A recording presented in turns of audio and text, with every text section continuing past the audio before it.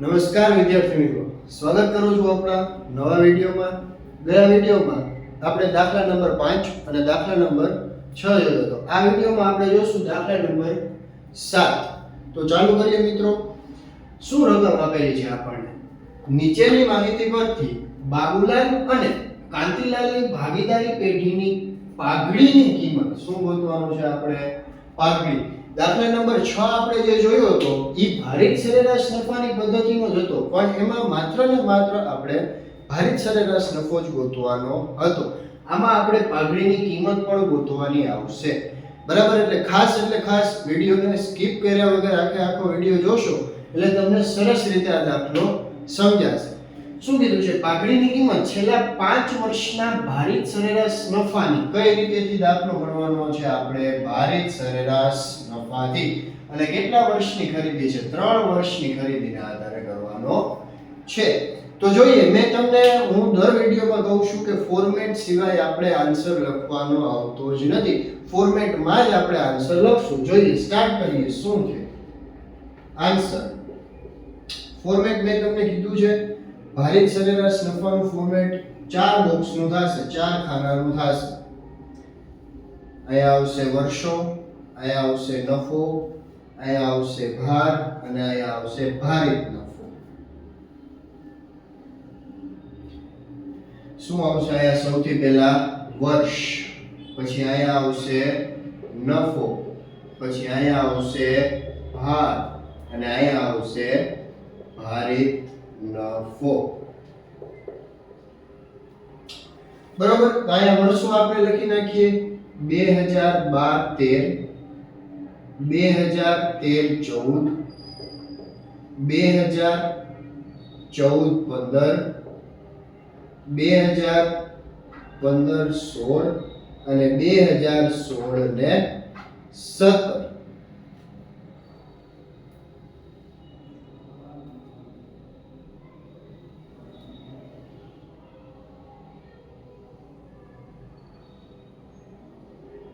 અહીંયા આપણે નફો લખી નાખીએ. 40,000, 60,000, 75,000, 90,000 અને 1,20,000.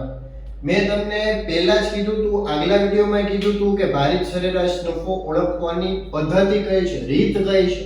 તો આપણે નફો જોવો પડે. જો નફો સતત વધતો હોય કાં તો નફો સતત ઘટતો હોય તો એ કઈ રીતેથી દાખલો થશે મિત્રો? ભારિત સરેરાશ નફાની પદ્ધતિ. જો તમને દાખલામાં રકમમાં કીધેલું નથી, બરાબર, કે કઈ પદ્ધતિથી દાખલો ગણવાનો છે, એમને આપી દીધું છે, ત્યારે આપણે નફો જોવાનો આવે. જો સતત વધતું હોય કાં તો સતત ઘટતું હોય તો આપણે ભારિત સરેરાશ નફાની રીતનો ઉપયોગ કરશું, અને વધઘટ થતું રહેતું હોય તો આપણે સરેરાશ નફાની પદ્ધતિનો ઉપયોગ કરશું. અહીંયા સતત વધે છે એટલા માટે આપણે ભારિત સરેરાશ નફાની પદ્ધતિનો ઉપયોગ કરીએ છીએ. હવે અહીંયા મેં તમને કીધું તો ભારમાં લખવાનું 1, 2, 3, 4 અને 5. પછી એનો સરવાળો કરશું આપણે. કુલ ભાર 4 ને 1 5, 3 ને 2 5 અને આ 5, ટોટલ 15. હવે મેં તમને કીધું તો અહીંયા ભારિત નફામાં શું લખવાનું? તો આ બેનો ગુણાકાર કરવાનો. 40 ગુણ્યા 1 કરો એટલે 40,000 જ આવે. 60,000 ગુણ્યા 2 કરો એટલે 1,20,000 આવશે. 75,000 ગુણ્યા આપણે 3 કરીએ, 75,000 ગુણ્યા 3 કરીએ એટલે આપણે આવશે 2,25,000. ત્યારબાદ આપણે 90,000 ગુણ્યા 4 કરીએ, 90,000 ગુણ્યા 4 ત્યારે આવશે આપણને 3,60,000. ત્યારબાદ આપણે કરીએ 1,20,000 ગુણ્યા 5, 1,20,000 ગુણ્યા 5, અહીંયા આપણને મળશે 6 લાખ રૂપિયા. કેટલા મળશે? 6 લાખ. બરાબર? પછી અહીંયા આવે કુલ ભારિત નફો. શું આવશે? કુલ ભારિત નફો. આ બધાનો આપણે સરવાળો કરવો જોશે. તો કરીએ આપણે. 40,000 plus 1,20,000 plus 2,25,000 plus 3,60,000 plus 6 lakh plus કેટલા કરવાના છે 6 લાખ.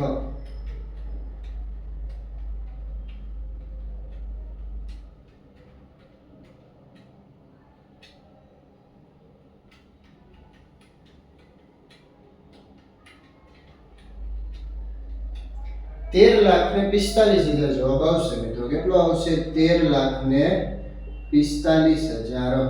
હવે આગલા વિડિયોમાં આપણે સૂત્ર આવડતું જ હતું. કેવી શું સૂત્ર હતું?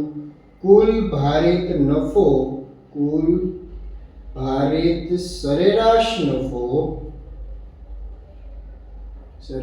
નફો બરાબર કુલ ભારિત નફો છેદમાં કુલ ભાર. શું આવે મિત્રો? છેદમાં કુલ ભાર. એટલે શું થશે? કુલ ભારિત નફો આપણને કેટલો મળેલો છે 13,45,000. તો આપણે લખીએ 13,45,000 એને ભાગ્યા કેટલા કરશું આપણે 15. એને ભાગ્યા કેટલા કરશું 15. 13,45,000 એને ભાગ્યા 15 89,666.6666 એવો જવાબ આવે છે. એટલે તમને ખ્યાલ જ હશે મિત્રો, આવો આવતો હોય ત્યારે 89,667 થઈ જાય. શું થઈ જાય? 89,667. હવે તમને પ્રશ્ન થાય કે સાહેબભાઈ એવું કેવી રીતના થાય? તો હંમેશાની માટે એક વસ્તુ મિત્રો યાદ રાખો, પોઈન્ટ પછી જવાબ જો પોઈન્ટમાં આવતો હોય, પોઈન્ટ પછી જો 5 કરતા મોટી રકમ આવે, કેવી રકમ આવે?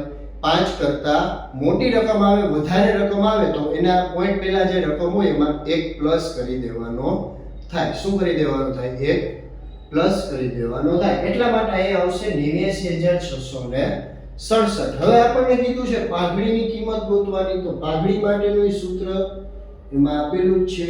પાઘડી બરાબર ભારિત સરેરાશ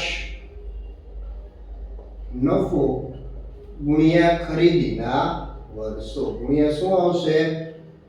ખરીદીના વર્ષો.